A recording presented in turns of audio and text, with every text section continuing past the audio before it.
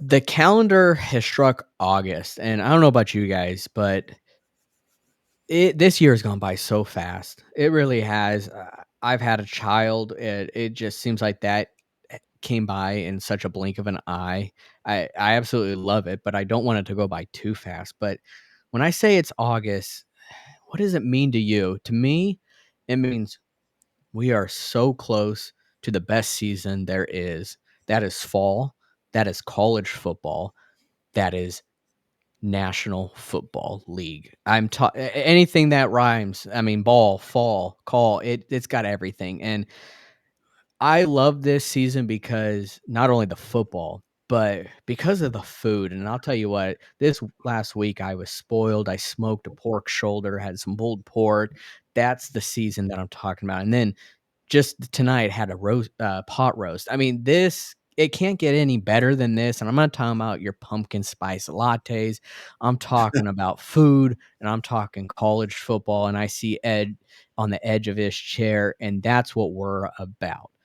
But if you guys wanna know more, continue to watch us, because I am your host, Matthew Raridan, and this is Total Sports Talk Beyond the Lights.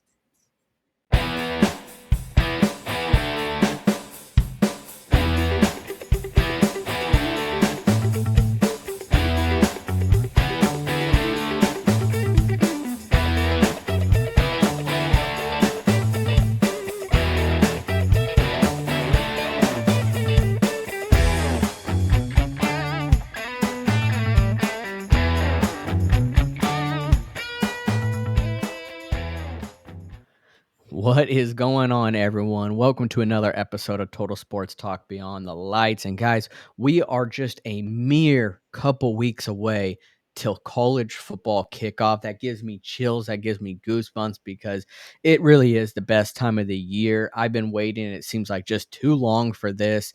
And I'm just ecstatic. I know you guys are, and I can't wait to talk more about it. But first, we have to cover some business first. We have to cover some news that happened in the NFL because, hey, when you get to the end of college football, you go to the NFL or, well, you go nowhere. But a lot of these players we're going to talk about just came from the college football. But first, I want to talk about more of David Street.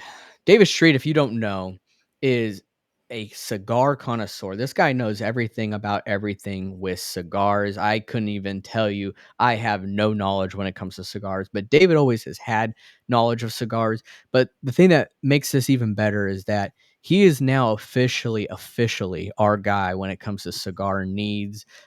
He just recently got a really sweet gig with a cigar lounge, and this is right up David's alley. But if you guys have questions about cigars, don't ask me, don't ask Ed. I guarantee you we don't know nothing. But David knows a little bit about something when it comes to that. And David, really quick, can you give the guys out there just maybe your Twitter handle or something if they have questions when it comes to cigar needs? Yeah, it's at David underscore street 17. Again, that's at David underscore street 17. Had to remember my own Twitter handle. I feel like I forget that sometimes. But yeah, I love all things cigars. I don't know everything. I do appreciate the compliment, Matthew, but I'm always there's always stuff about cigars that I'm learning, man. But like if you guys have questions about like what cigars are best if you're a beginner, or what are some good celebratory cigars. I'm definitely your guy for that. But I've been smoking cigars since I was 26, no 27, and I'm 29 now, almost 30. So I've been smoking them for almost 3 years, and I have just developed such a passion for them. I love the culture. I love the community. Shout out to my brother Jordan. If he ever watches the show, he was the one who got me hooked on it at his wedding. Well, not exactly his wedding, but his bachelor party. So shout out to you, man. But yeah, I'm very excited, and I feel egotistical saying this, but I guess that would make me a cigar aficionado. But nah, not really. But thank you. Absolutely. Man, we got to thank Jordan for a couple things. He got you into your passion for Florida Gator football, if I remember correctly. No, no, no, no, no. That was me.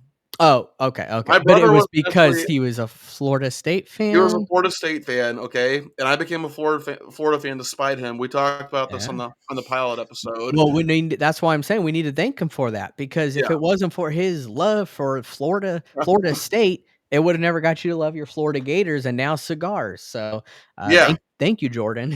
For sure. But that's awesome, man. Yeah, guys, reach out to David Street. You got some questions. Just random, really quick, David. What is the best season to smoke a cigar? Is that even a question?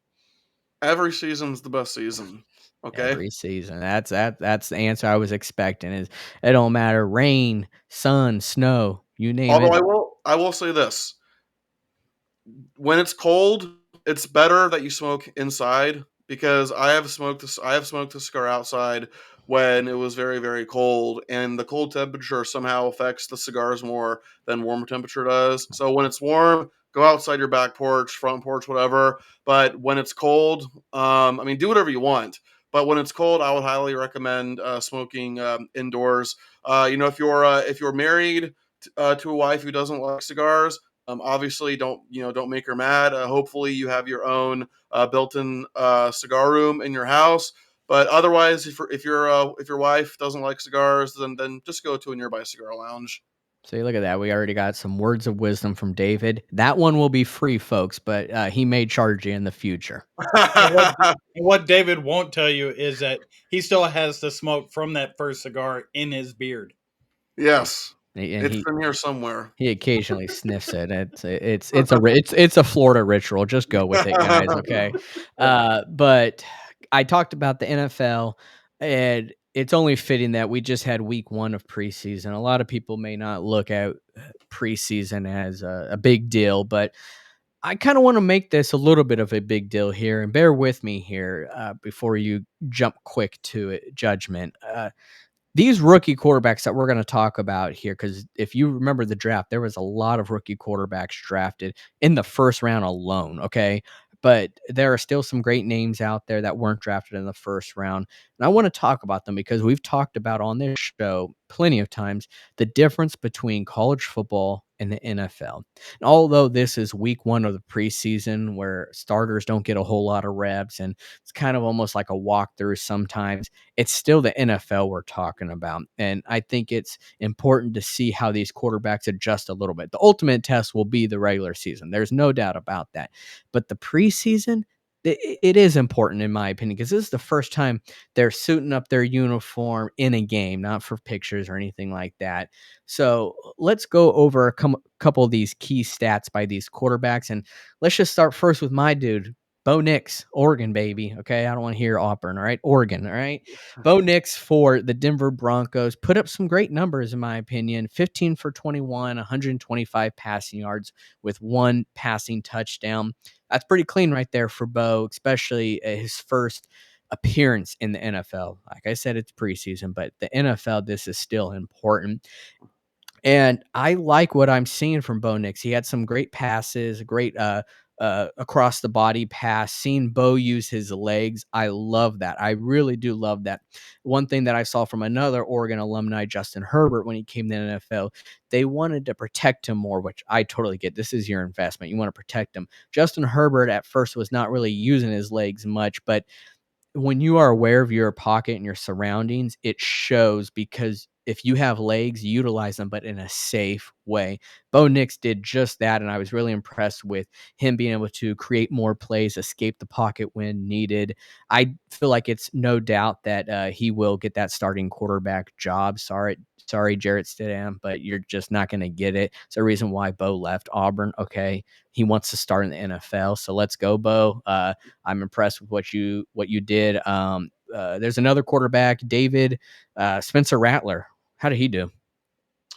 Well, 9 for 17 passing, 70 yards, 0 passing touchdowns, 0 interceptions. So I would say, not terrible, but not great either. But you know what? I think I would have Spencer Rattler number 1 on my list simply because during an interview he revealed that he thought the Swamp was the toughest place to play in college football. So my man, right there.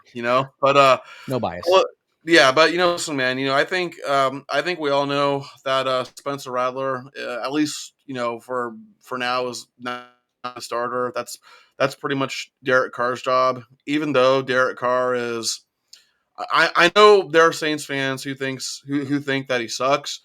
I don't think he necessarily sucks, but he is not the kind of guy. He is not the kind of quarterback who will lead you to a Super Bowl title. He produces a lot of empty stats. He'll produce big numbers, but they're just very, very empty. He does not produce when it matters the most. So, So what you're saying is Spencer Rattler could take over in very little time, possibly down in New Orleans. yeah, possibly. I mean, who's the other quarterback besides him and Derek Carr? Where's Winston at now? I can't keep up with him. I He's think in Winston. Cleveland. Yeah, he's with the Browns. Who are they? They're From the team that Ohio. they're the team that won, I think, what was 11 games despite starting 1,000 quarterbacks. Hey, they and they're wanting to put a dome there. That's a different Anyway, topic, but that's just it's the yeah. AFC North, okay? You don't put a dome in the AFC North. I'm just gonna say it. You just don't do that. Well, that's become popular. Domes or retractable roof stadiums. That's just become a thing, and not just in the NFL, but just sports. Period. But you're right. There's a topic for Yeah, another day. yeah. Ed, so a quarterback from Michigan, national Michigan. champion, Mhm. suited up for the first time. JJ McCarthy. How'd he look? JJ McCarthy looks like a quarterback that was being held down at Michigan more so than one that was trying to keep from being exposed. And it's funny that that I'm getting to talk about him, being that this is a Vikings quarterback. So it's a little tougher for me to heap praise on him because I don't want him to do that well at all. However, I think the situation that he's in, and it has shown after this first week, which, by the way, we've turned the corner. We are on the path to having so much to talk about. Um,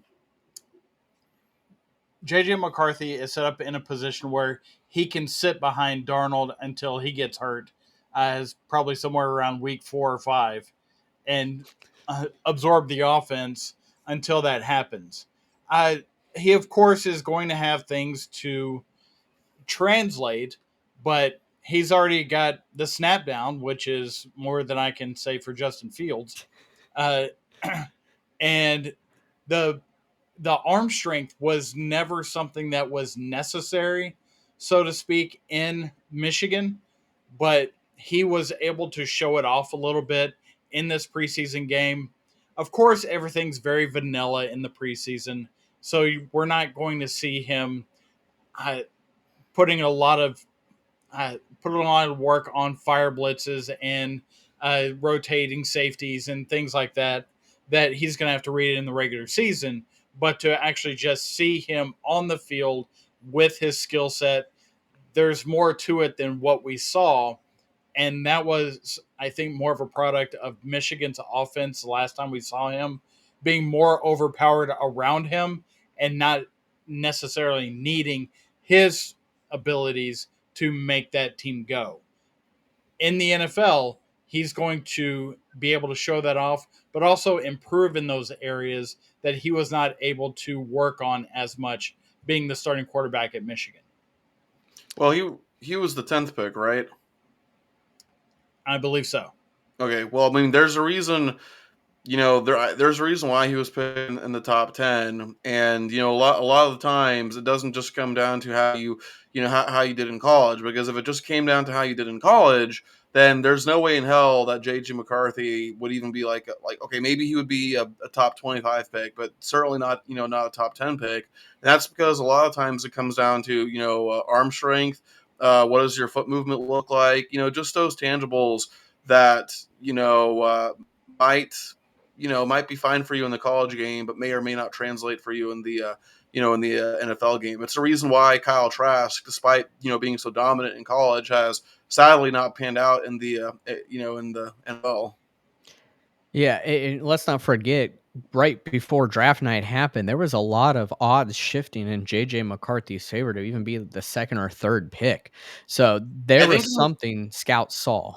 I think there was like even a couple of days where like he got consideration for the number 1 pick.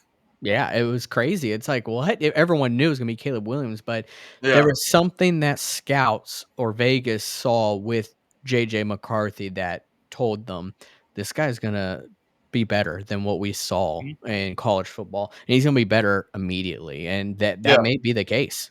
And I think to kind of add to Ed's point, that also kind of shows how much, how much these people understand how certain systems can hold a quarterback back.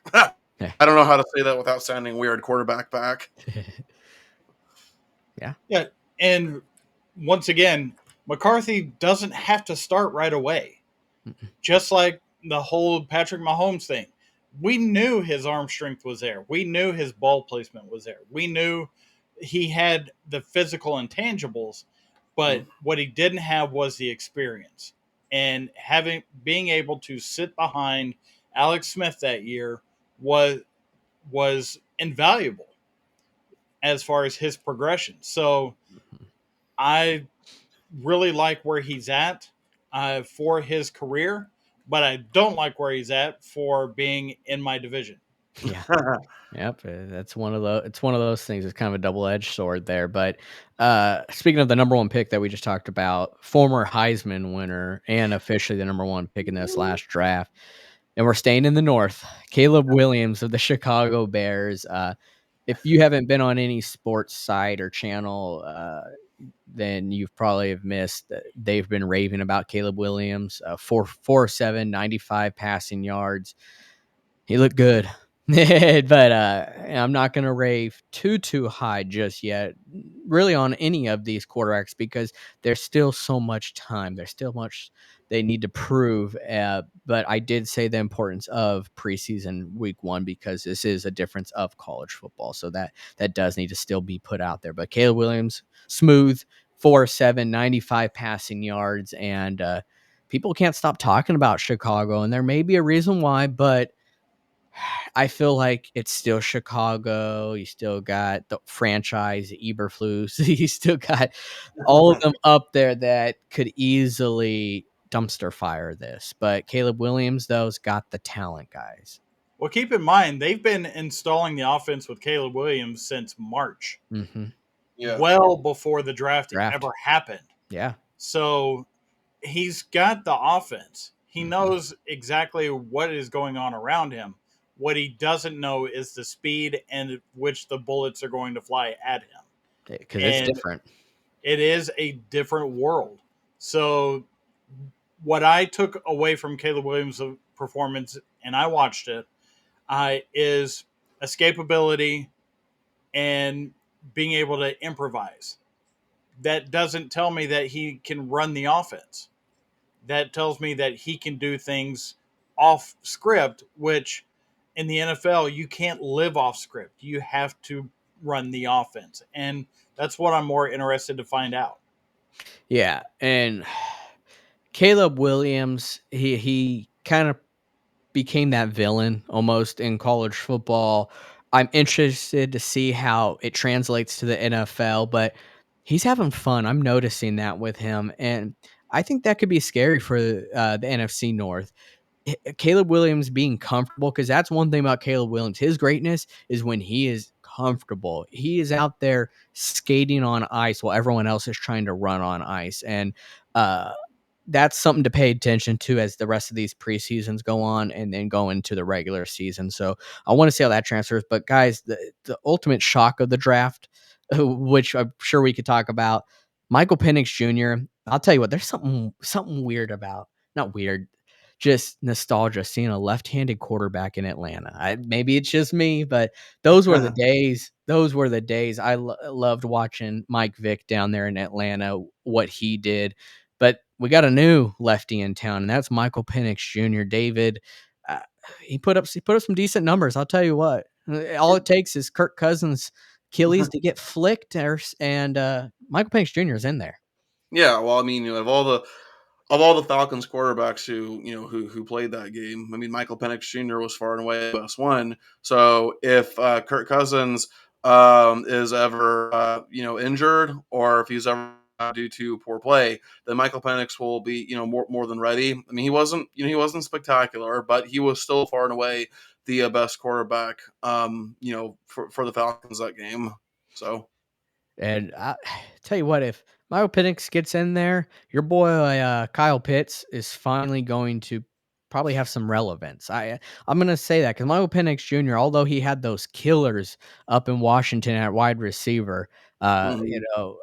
he had Westover at tight end, but Kyle Pitts is more than he's a combination of a tight end and a wide receiver. Yeah, and Yeah. And who's Kyle Pitts had a quarterback so far? He had Taylor Heineke. He also had Desmond Ritter, and I think one other guy I can't remember. And yet, dumbass, Falcons fans expect him to produce with quarterbacks like that. Are you kidding me? And Arthur Smith's offense. Yeah, Hey, he's exactly. enough with the digs at the Steelers, okay? Hey, listen, Arthur Smith has a lot of good things about him. Okay, he is absolutely elite at handing the running back the ball 50 times a game. And he's got a killer mustache, okay? Brings that mustache to the game Yeah. on Sunday, you better look out. That's all I gotta say, Ed. Um, the One number one thing I want to point out with Michael Penix Jr. is when as he translates into the NFL game, I think his pacing of his dropbacks, the pacing of the timing of running the offense, I think is going to be more smooth with him, as it unlike what it was with um, Caleb and JJ. It'll be a little more smooth. So when it's a 5 step drop and he lets the ball go, he's going to the throw that is designed for, not the one that he went too fast and it's not there yet. If Okay, let me ask you guys this: if Michael Penix, pans out, like if Michael Penix turns into an MVP caliber quarterback, and for heaven's sake, he was a top 10 pick for crying out loud, then does that justify the Falcons picking him at the number, or is it just still a bad decision that happened to work out well? Which certainly can be the case.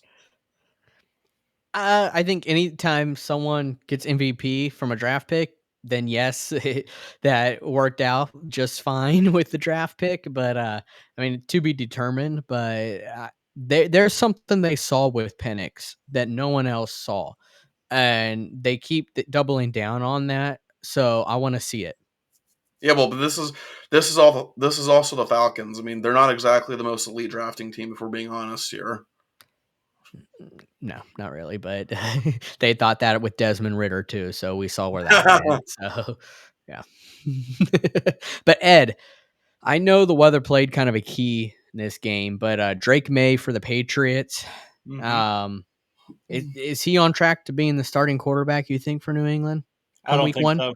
No. No, he's not on track. He's got uh, because he only had the 2 years of college, and even that second year wasn't as good as the first year. There's a little bit of flash in the pan with him, a little bit of Mitch Trubisky, if I you was just will, about to say, you uh, know, when it comes to Drake May. So I'm reserving, uh, really dogging on him at this point, but I don't necessarily think that I saw enough good things out of him in his first appearance to make me say that's the guy that's going to lead this team this year. He needs the time to develop. And developing in college too much can sometimes be a detriment, but trying forcing a guy to develop too quickly in the NFL is also a detriment. Hmm. So it's going to be trying to find that balance between the two because we all know Drake May is a very talented thrower of the ball. He's very talented as far as escapability and pocket presence, but does he have it to where he can put it all together at the NFL level? That's where well, that development needs to take place. Well, and I think, to add to what you said, Ed, it also depends a lot on the system that he's in. You talked about Patrick Mhm. Mahomes before, and I think it's quite well known that I initially thought Patrick Mahomes was a horrible pick. But what I didn't consider was the fact that his head coach is now Andy Reid, and it's like would would Patrick Mahomes have succeeded under any other head coach's system? Well, you look at Drake May, and right now the Patriots are a dumpster fire. I mean, Gerard Mayo has no business being a head coach, and who's even their offensive coordinator? I don't even remember. Do they have one? Uh, I I think it is Red Boyu. That's without the green notebook. Yeah. Yeah. But yeah, Patrick Mahomes was drafted into the absolute perfect situation for him. And not that Drake May never has a shot to do good in the NFL. He is in probably the worst situation you can ask for at the moment. Yeah, I'd say, yeah, because they kind of a question mark on what direction they want to head in. I mean, now you have the whole Matthew Judon situation happening up there too. It just seems like it's not really desirable. So you would think when Gerard Mayo would come head coach, someone like Matthew Judon would thrive under someone like that, and it seems like that's not happening. But Ed, I want to bring up a point actually to both of you guys from the last show I was on, and this was just me and Ed. We talked about Jordan Love's contract extension, and Ed's point was, and I probably don't have it word for word heard, but this is the first time that we got a big contract for a player's performance and potential. Potential being the key word here. And we saw that happen in last year's draft with Anthony Richardson being drafted by the Colts. It was because of his potential. It was because of his ceiling. That's why Drake May got drafted number 3 overall, was because of his potential and possible ceiling. But you're not going to see that when you get drafted into a system that's not going to work for you. And right now, like David said, he is not in that system, and it's just going to drag them in like quicksand. That's just how the best analogy I could say right now. And I know it's only 1 week, but let's just look at the New England Patriots franchise right now, and you see where it's heading. He's gonna be there as well. Yeah. So, just to be clear, Ed, you believe that Jordan Love's contract is based on equally his performance and his potential, because the only other guy I can think of with a similar contract is Trevor Lawrence, but I also believe for Trevor Lawrence it's more about his potential than his performance. So with Jordan Love, you're putting potential and performance equal to each other. What I was saying is Jordan Love's contract is the rare case in which you saw some of that come to fruition, but Hmm. yet that there's more potential there that is yet to be untapped. Yeah. Okay. With Trevor Lawrence, we've seen what Trevor Lawrence is. Yeah. Is he going to be a top 10 quarterback in this league? Not unless he gets better. And We don't I know. we don't know if he will or not. But we Yeah. know with Jordan Love, I think that we could say that in agreement that we know that Jordan Love will get better.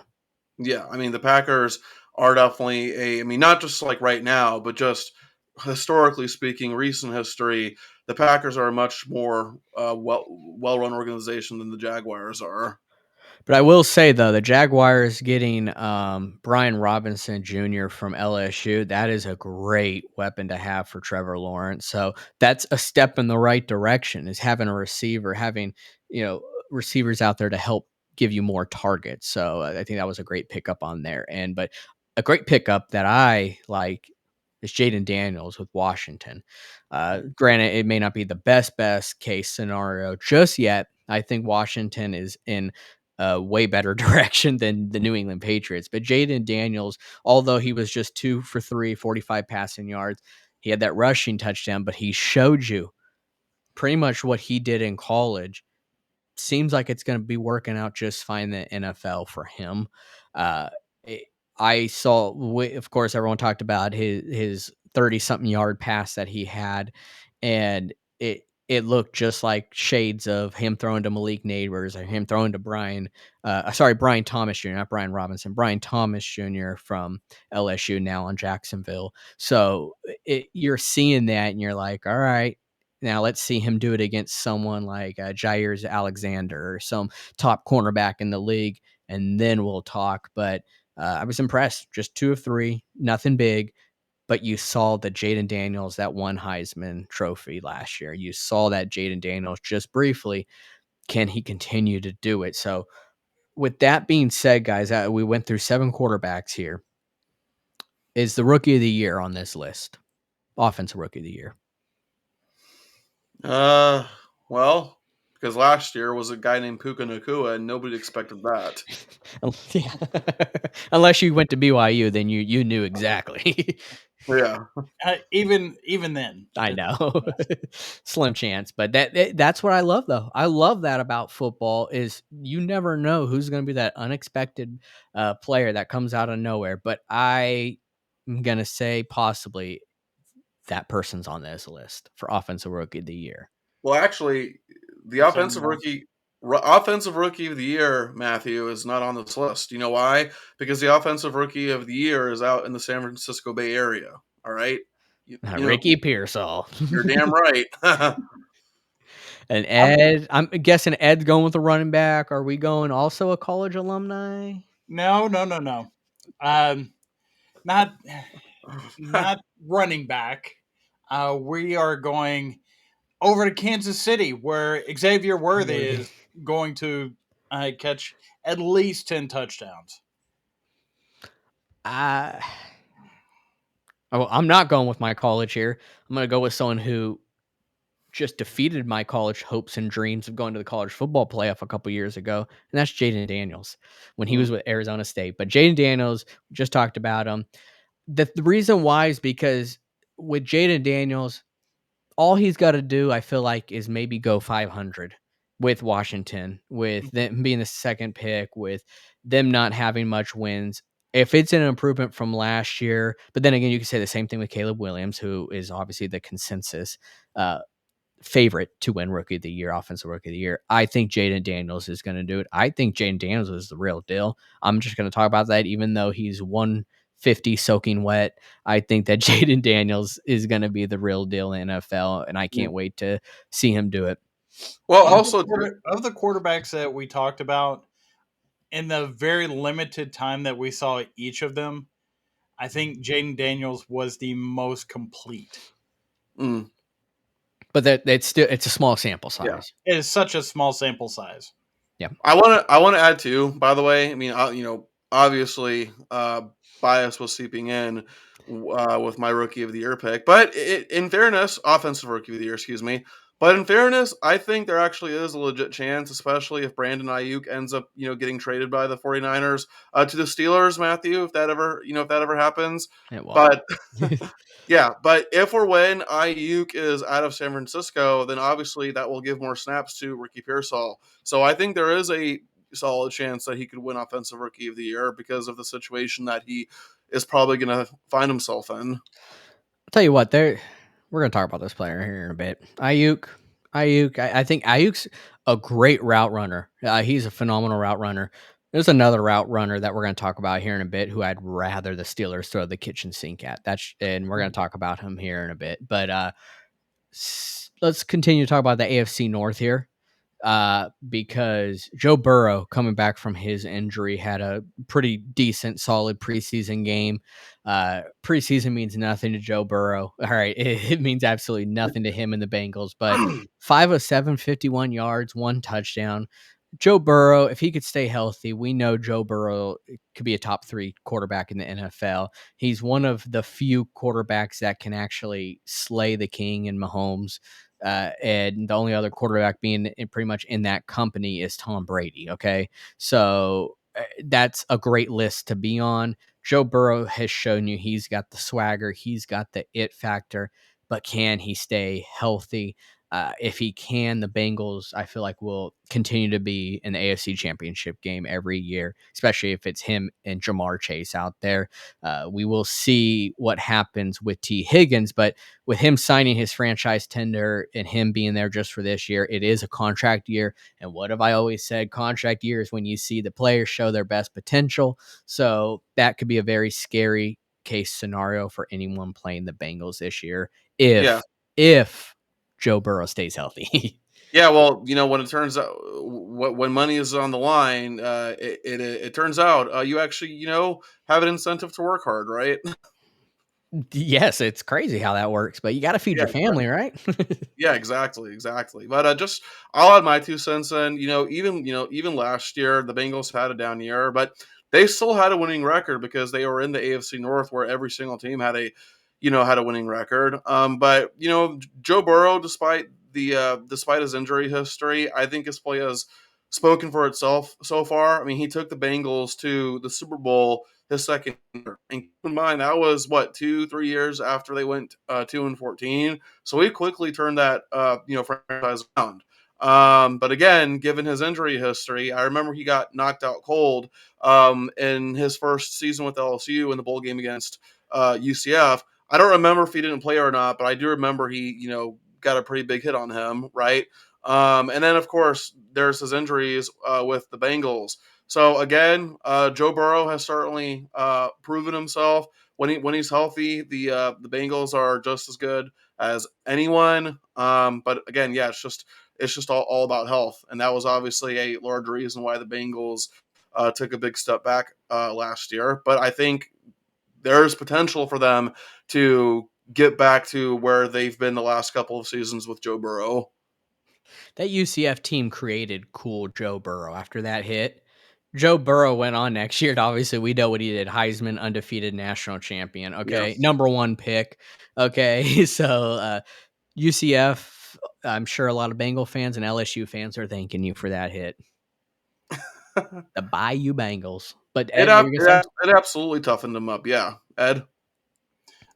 The only thing I would say about the Bengals is I'm a little concerned about not having Joe Mixon anymore in the backfield to take some of the pressure off of Joe Burrow because uh, coming off of that wrist injury, if he could still be a little fragile, if you will, Mhm. coming off of that. So if you can't protect him with a running game and your offensive line is still suspect, you're relying on Joe Burrow to be everything, but he's not a quarterback that is known for his escapability.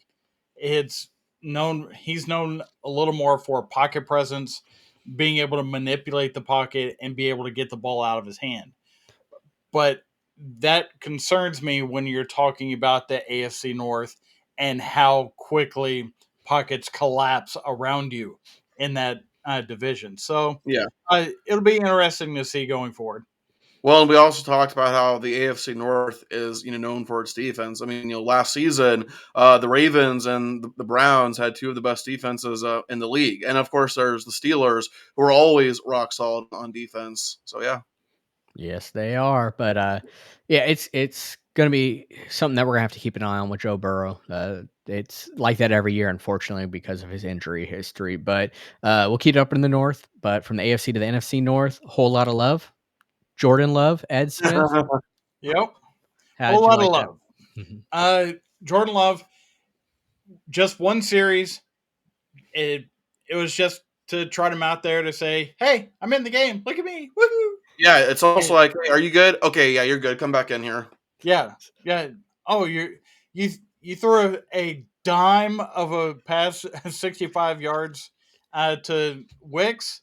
I and that was more on the cornerback.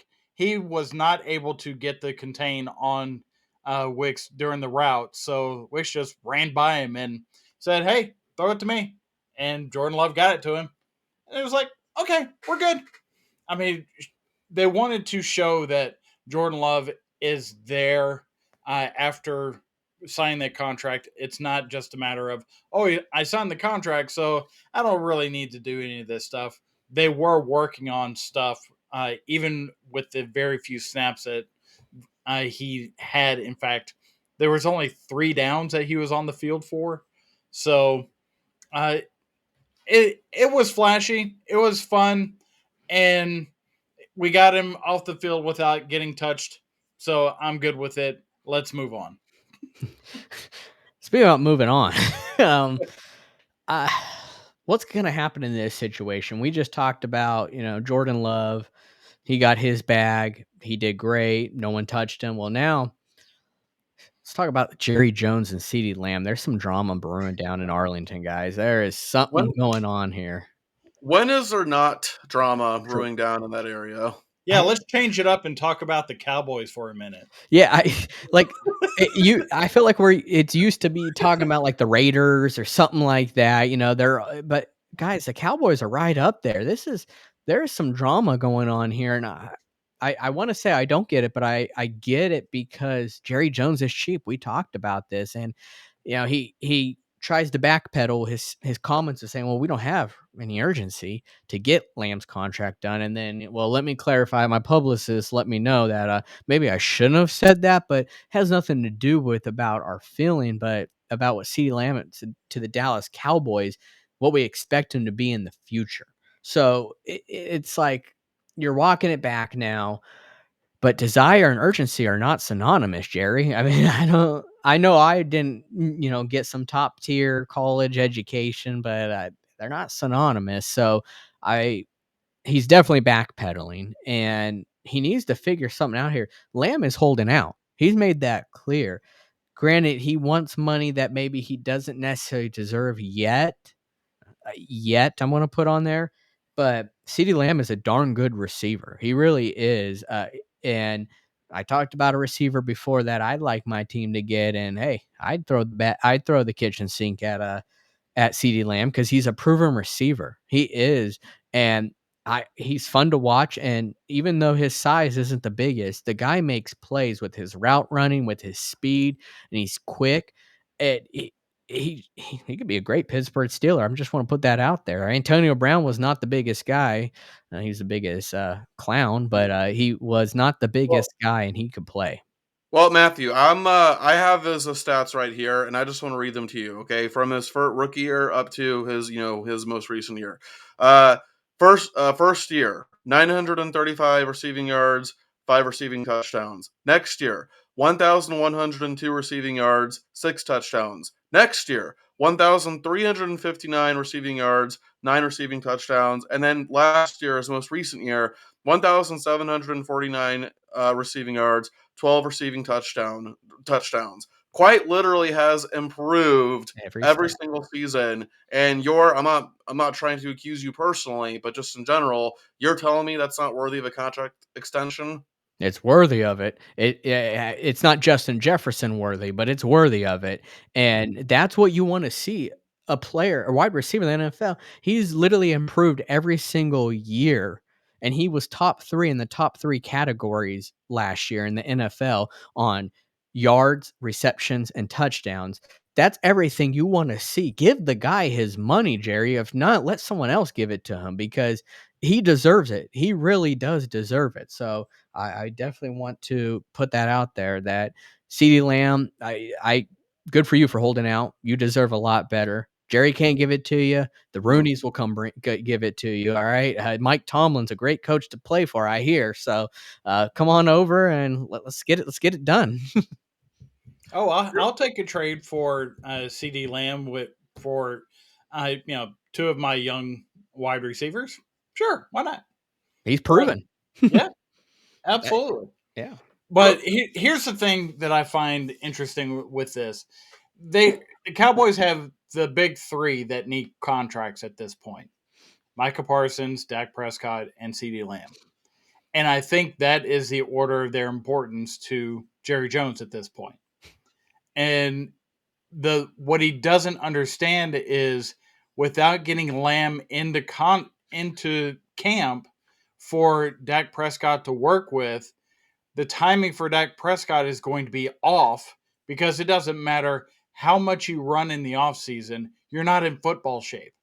So getting CeeDee Lamb into camp with and get timing with Dak Prescott back on track, you are going to do yourselves more favors than having the first month of the season be just that little bit off where things don't quite click the way that they were last year.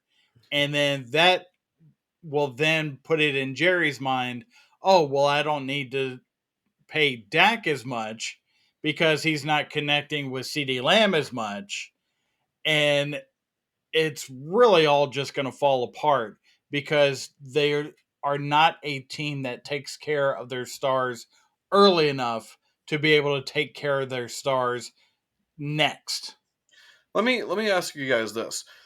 Do you guys think that Jerry Jones is a better general manager or a better owner? Because on one hand, he is the one who signed players like CeeDee Lamb, like Micah Parsons, and hell, I'll even throw Dak Prescott in there because Dak Prescott has produced some really great numbers. Okay, Jerry Jones is the one behind them, but also that he's not exactly the best when it comes to contracts, specifically the CeeDee Lamb situation. Now, on the other hand, listen, say whatever you want about Jerry Jones, but at the end of the day, as a businessman, but at the end of the day, his Cowboys are the most valuable franchise in the NFL and one of the most valuable franchises in America, and I think the world as well. Okay, you are not a bad business owner if your investment is worth that much. Like you're just not.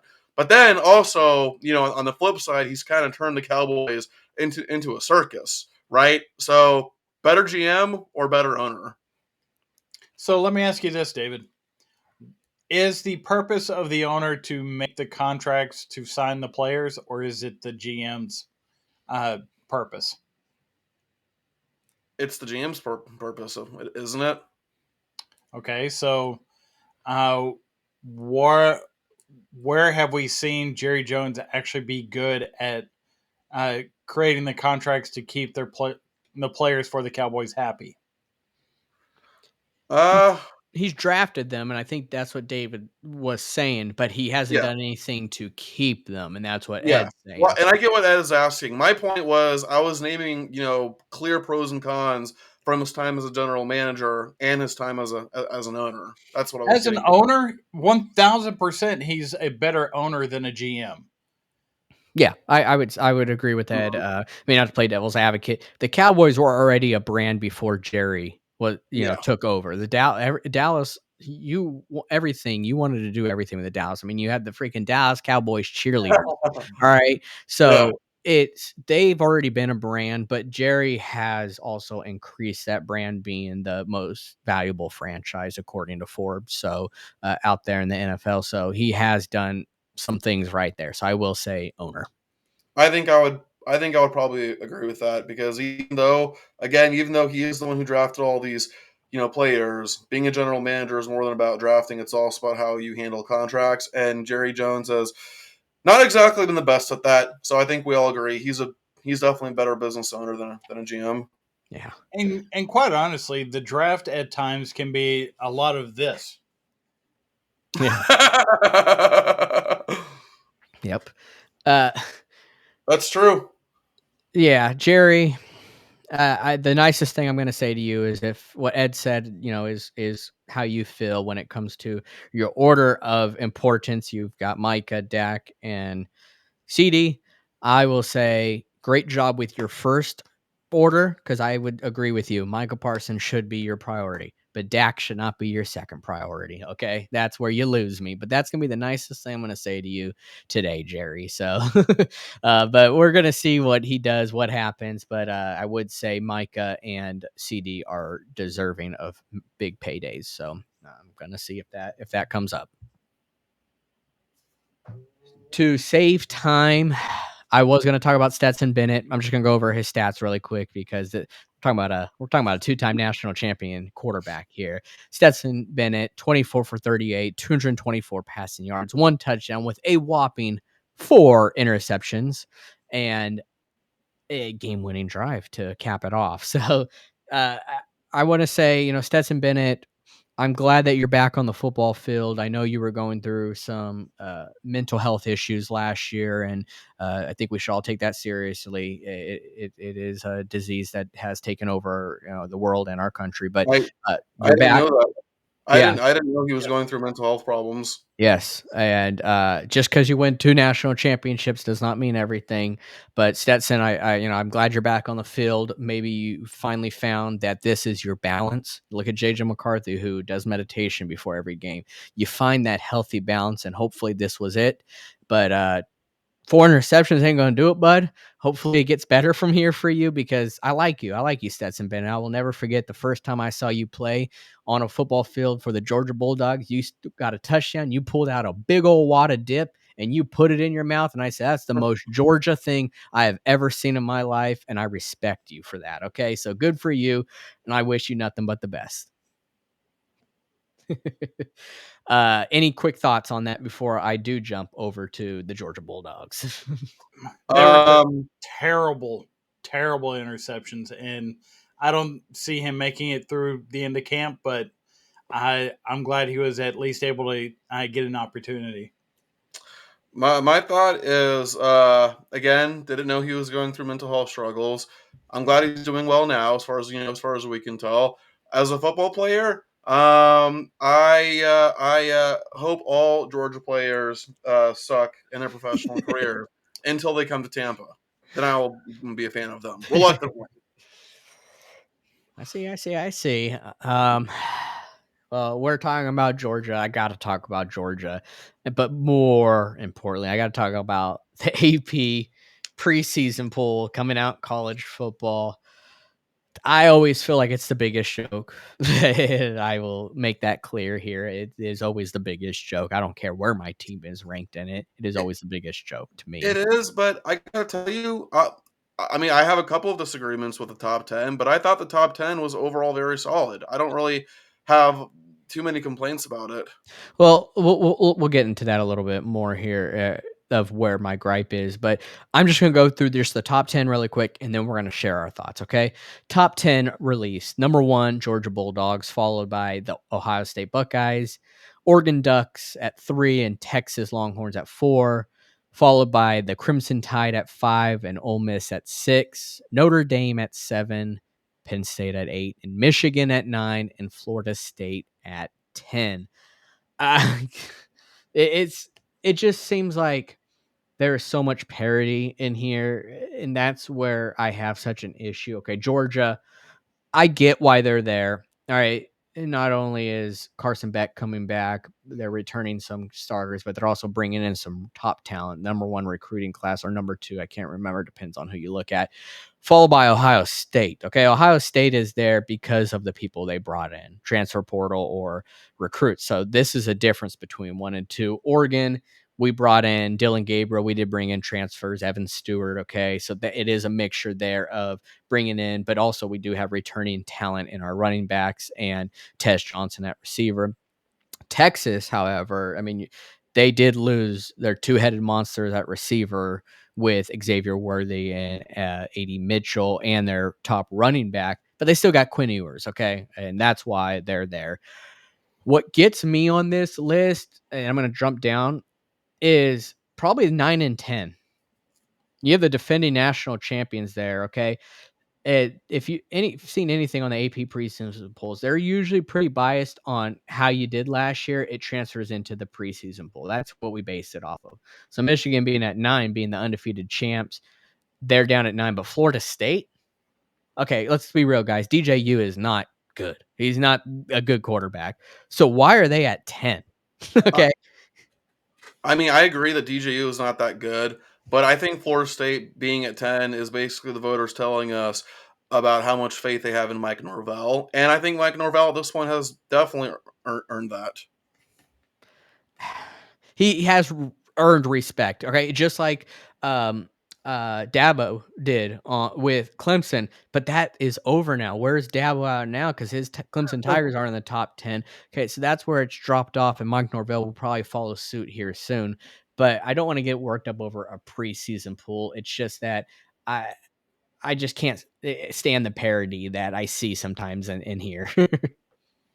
Well, the way I'm looking at this is it's in 3 sections. hmm The this top 10 list is in 3 sections. 1 through 6, those are your top tier teams. Those are the ones that are for certain going to be in the playoff. Uh, but there's only two conferences that are representative, and really only you know it's 2 against 4 when it comes to those two conferences Yeah. being representative in the top 6 teams. So that's tier one. Tier two is going to be that Notre Dame, Penn State, Michigan level, Mhm. and they're obviously a step below that top 6 level.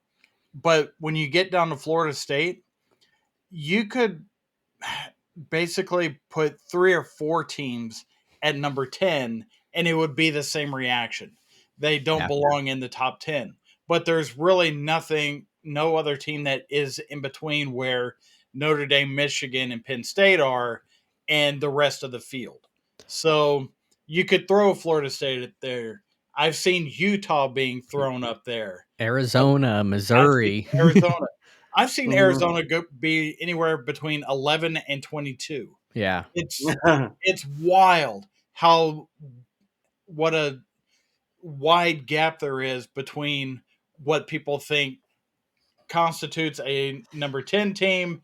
and far back are they just projecting where they expect them to be at the end of the year or where they are right now. And that is where I see a lot of these polls kind of differentiate because you look at a team like Kansas State, you have some of them way higher, closer to that 12, 13 range, and you have some of them down at 21, 22 when we don't know what Kansas State is.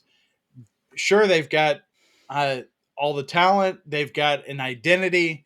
They're going through the Big 12, which is not going to be as tough a league as the Big 10 or the SEC, but we don't know if that's going to translate into them being 9-3 or being at 6-6. We don't know what that looks like. So that's where I think, Matthew, we're kind of going with that is after 9, we don't have a clear number 10. Mm-mm. Everything else is so muddied that it's just kind of flip a coin and put in, to your point, David, put in the coaches that you believe in most and Mm. start with that list and go from there. Exactly. And not to press on you, David, if people agree with that, because I could get behind that too. There's one coach that I believe. I mean, there may be more, but one I'm coach. I'm a Florida fan complimenting Mike Norvell. You But think that makes me feel good?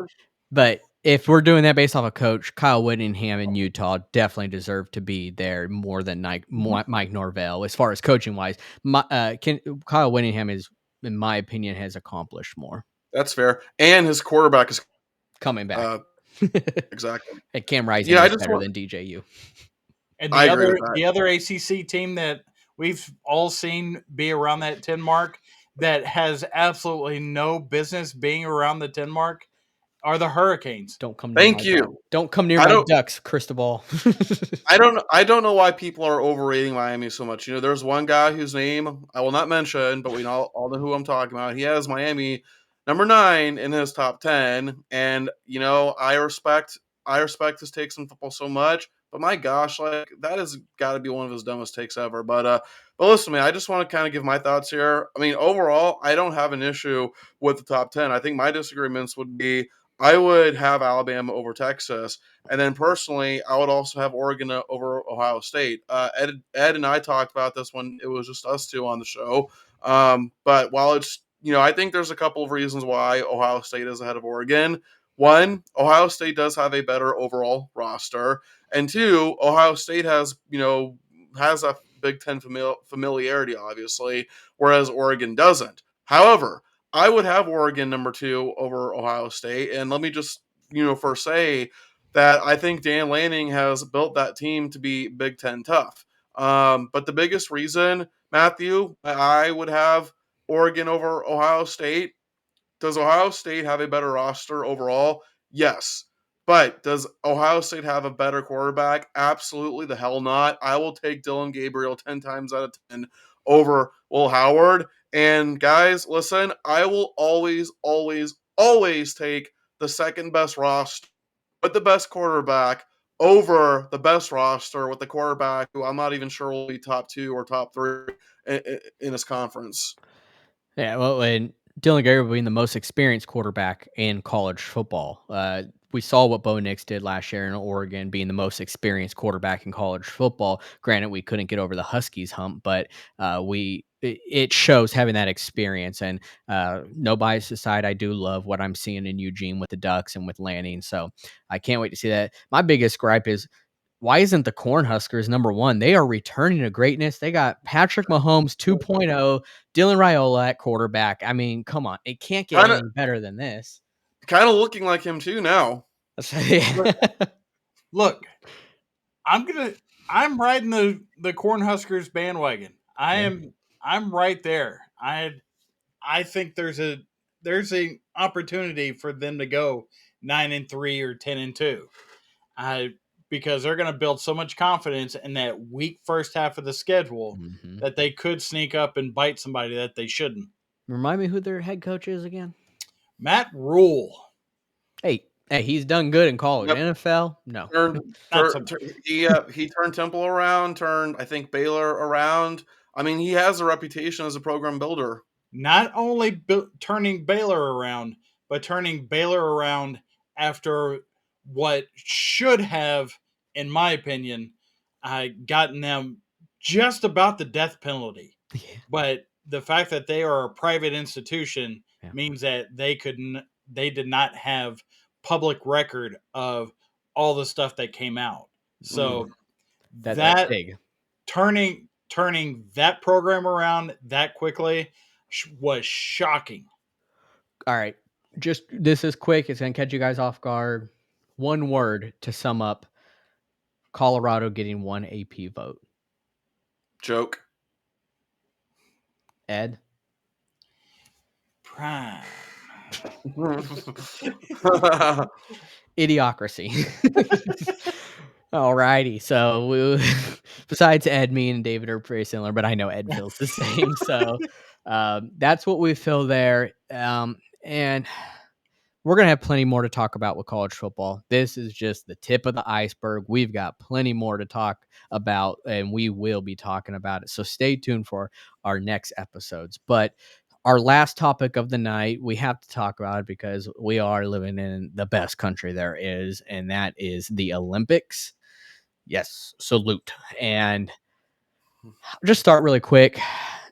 How much did we really watch? I mean, I'll start first because uh, just really quick. I mean, I didn't watch much at all, really, because I used to. The Olympics is not the same anymore. I'm not going to get too deep into it, but it struck a nerve with me on several reasons. On the beginning, the opening ceremonies, you could feel however you want, but that's how I feel. I did not like it, did not support it, but I, as someone who coached track after I graduated, I coached sprinters and jumpers for track and field. I have a passion for that, and I always watch the Olympics every year for track and field. Every year, every time they're around for track and field. So the extent of me watching was track and field mainly. So watching Noah Lyles win the 100 meter at picture perfect finish. Watching the U.S. blunder on the 4x100 like they always do because they don't know how to pass a freaking baton. It just the list goes on and on. But that's what I watched because that's where my passion lies. But my passion does lie with USA, USA, USA, USA. and we were pretty dang dominant. But you guys, I'll let you guys answer that question. Yeah, I mean, this is probably the least amount of time I ever spent watching the Olympics. The opening ceremony was gross. Even if it wasn't a mockery of the Last Supper, it still was just grotesque. I mean, there was literally a dude, who had his you know, for what's a good scientific term? His testicles hanging out. You know, just ugh. But yeah, just this was the least amount of time I spent watching the Olympics, and a large part of it, Matthew, is because the Olympians that I grew up watching are not there anymore. Michael Phelps isn't there anymore. Usain Bolt isn't there anymore. And it's hard to be invested in something when the stars you grew up watching just are not there anymore. And I'm probably jumping the gun here a little bit, but Michael Phelps was the very first Olympian that I actually invested my time into watching, and just seeing him just absolutely dominate the pool. And every Olympic he was in was just like, it was incredible. It was incredible to see. I mean, he's the best Olympian of all time, yes, but he is my personal favorite Olympian of all time and one of my favorite athletes of all time, because again, just seeing the way he just dominated everybody, and plus just his life story is just really inspiring, really incredible. But again, Michael Phelps isn't there anymore. A lot of these players, I mean, Matthew, you and I are the same age. These Olympians are gone. So while I did still find myself watching the Olympics, because one, I feel partially I feel partially obligated to watch them. It just it just didn't feel right. It just didn't feel the same. But I'm obviously happy that USA dominated medals. I mean, we knew that was going to happen. Yeah, It yeah. always happens, and I will I will candidly say that the number of minutes that I spent watching the Olympics, I could count on one hand if you cut off all my fingers. It's zero. And yes, I know the patriotism and everything about watching the Olympics, but I it just the Summer Olympics don't interest me as much as the Winter Olympic sports. So when the Winter Olympics come around in a couple of years, I might watch a little bit more of that. But to your point, David, the Katie Ledeckis, the Simone Biles, these names that the Olympics have brought into our living rooms, they're moving on. We need to have the next crop of those athletes. I'm young and I was young enough, uh, or old enough, I should say, to see Carl Lewis win the 100 meters in 4 consecutive Olympic Games, and the Mary Lou Rettons, and I, you know, the swimmers and the divers and the gymnasts. These were the these were things that I watched when I was growing up, but as things have changed and uh, it just has not interested me. I'm super happy for USA, USA, Yeah. USA to win all the medals, but as far as an entertainment value, I track and field has never been my thing. Uh, so since that is the main focus, I have a hard time watching more of the Olympics. Uh, And as far as like international soccer, if they would, if I could have seen more of a more of men's soccer, I because international men's soccer I really enjoy watching, even though I don't know much about the teams. I think that is done on a different level than what I see the women's soccer being played at. yeah, let me add this too. Obviously there was a lot of people who boycotted the Olympics, primarily because of the opening ceremony. And that was definitely understandable. But I think there's also the argument that the individual athletes had nothing to do with it, and I think it's good to support them. And there's also the realization that, hey, listen, man, the opening ceremony was garbage, but when you realize that the world is an evil, effed up place, man, it kind of puts things into perspective. I mean, look at the NFL, right? I mean, the NFL is sponsored by Bud Light, right? And we all have our feelings about Bud Light, but are we going to stop watching our NFL teams? No. Let's just be honest about that. Go I've spent Ducks. more time watching baseball. Yeah, yeah, but, Ed, do you have any numbers on the counts, the medal counts? So the USA, they won the most medals, but they tied in the most gold medals. Which, as a kid, this was before the Berlin Wall came down. It was us against Russia in the USSR. So I'm used to that type of back and forth struggle, but we actually tied China with 40 gold medals, which I think is less than what we should have, if I'm being honest, Yeah. because our athletes here, I think, should be able to get more golds than what China is able to get. That's just me. Now, I will say there was a point in the Olympics that there were there were more eyes on it than what had been seen in the NBA Finals since 2016. And Mm. that was the gold medal game for the USA men, where Steph Curry did not one, not two, not three, but four 3 pointers to basically slam the door shut on the host country, France, for the gold medal in those games. And And that's probably the only time I will ever not cringe at Steph's night celebration. now, I will say during the Olympics, it was very much proven that LeBron is still the most important basketball player in the USA because the ability to account for him was way more important than the other players that he had around him. And that was shown uh, through the tournament during the Olympics. But we've got to have somebody behind them Yeah. coming up for the next Olympics if we even hope to continue our streak of dominance in that sport.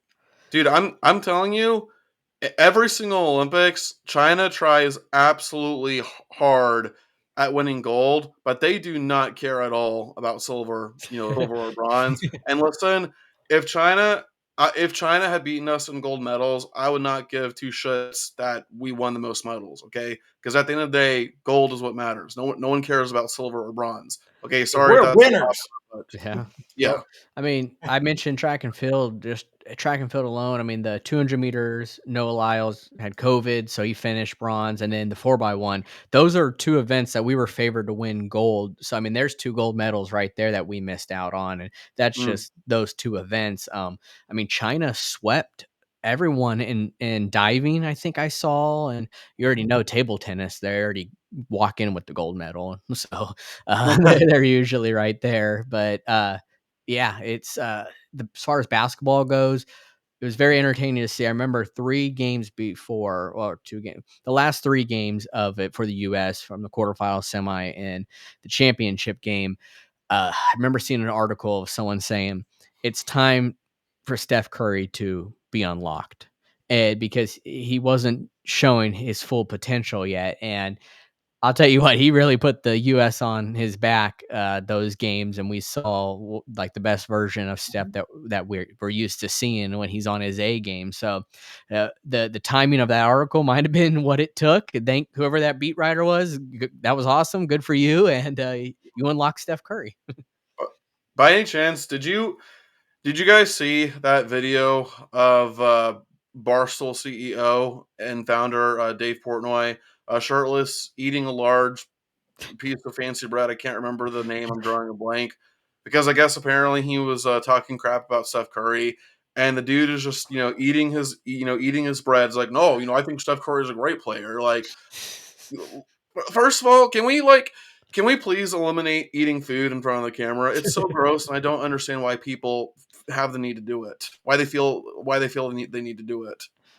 People just love food, man. They love food. I will say, to kind of end this off on favorite memories of the Olympics. You could say this might have been a favorite memory, favorite moment of mine that I saw. It was pretty cool. It just shows the cojones on this guy, but it was the windmill dunk by Anthony Edwards. And after he did that, him staring down the bench of the opposing team, pretty much saying, get used to that. I thought was such a ice cold moment. And I was like, I'm here for it, because if you've watched the show before, I've said I think Anthony Edwards is the next guy up. I really do. And he's got that it factor. If he could stay consistent, I think that he can be the next big thing in the NBA and in the Olympics. Like Ed was saying, who's the next guy up after LeBron? It could be him. Yeah, I mean, I kind of already mentioned mine, or at least implied it. But like for me, and I don't remember like one exact moment, but it was the 2008 Olympics, and Michael Phelps, my gosh, was the very first Olympian where I legit went, holy crap! And ever since then, I just became a huge fan of his. Yeah. Yeah, Michael Phelps for sure. This may sound a little weird coming from me, but sure, why not? 1996, Atlanta. This was after the bomb scare that happened in the Olympic Park, and uh, a little known gymnast came running down the vault and twisted her ankle by the name of Carrie Strug, Yeah. and wasn't quite enough to win the gold for the USA team. Uh, and was like, you know what? I got this. Went right back down, did her vault, and just stuck it. One helped win the gold, being carried off by the coach. It was just such a no, this is what we do here. We win here. And that moment in and of itself was just an awesome moment of Olympic spirit. And that's what in my mind details the Olympic spirit, and that is Carrie Strug just saying, "No, I'm here to win this for my country," and that's what she did. She put the team on her ankle, not her back. She put it on her ankle, and That's right. it She is. taped up her ankle with the team. Yeah, it is pretty much one of the most memorable moments of Olympic history of all time. And my mom was a gymnast, and it is usually a tradition of ours to watch gymnastics together. I know she's watching this; she'll love it, and she'll love that you said that, Ed. That was probably one of your most memorable moments ever at the Olympics, because I guarantee you it's the same one for her, especially being a gymnast, because the fact that her ankle was pretty much in shambles, and here she is running with a damaged ankle and then sticks a landing. Okay, Yep. that is putting a country, not just your team, a country on your back to a level that I don't think we'll ever know what it feels like, but it was pretty damn awesome. Mm-hmm. I will add one more thing. Usain Bolt up there with Michael Phelps, with one of the greatest Olympians of all time, and arguably the greatest runner of all time. But for me, when I think of Usain Bolt, what I think more of is that picture that went viral. I want to say it was, well, that's a good one. But for me, Ed, the one that I think of is, and I want to say it was 2012, if I remember correctly. But when he was clearly in front of the other runners, and his face is like, Yeah, staring that whole back at picture just, yeah. yeah, that whole picture just became a viral sensation. Usain Bolt, one thing that he had was he had the best closing speed we'll probably ever see. He never got out fast. He's a big guy. Keep in mind, Usain Bolt is a big guy. He's not. It's his long legs that really helps him on the track. But he got out slow. But it didn't matter how fast you got out, because you knew damn well this guy was going to catch up, and he did that pretty much every single race. And then he would catch up so much that he would have a giant lead, just like David was saying, and just be grinning from ear to ear, knowing I just beat you. Okay, so And uh, and yeah, and you know what the best part is? The best part is that Bolt isn't even a stage name. That's his actual actual last name. He was name. born. He was born. I was just gonna say that he has the best name for track and field there is out there. So I mean, we had Otto Bolton, but not as best as as Usain Bolt. So he was born to run. That is for sure. But uh, I want to hear your guys' thoughts on, if you're watching this right now, your favorite memories of Olympic history. It could be this year, it could be something that happened 40 years ago. I don't know, but I would love to hear what you have to say, because there is a lot of great memories out there. And also, I need to hear your guys' opinion on this preseason AP top 10. There's always some fun ones to talk about there. I want to hear what you guys have to say. So go ahead and drop that in the comments. But please hit that like and subscribe button and share these videos as well, as we really do appreciate it, guys. So thank you for your support. We love it. We wouldn't be here without you guys. But till next time, guys, we are rounding third and we are headed for home.